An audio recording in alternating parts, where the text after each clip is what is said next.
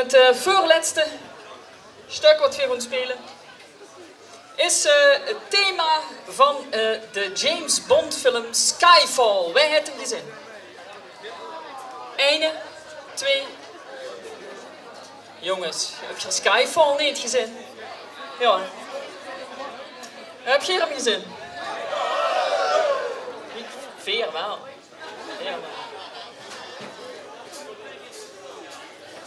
Adèle kost vandaag ook niet komen, dus doen we het alleen.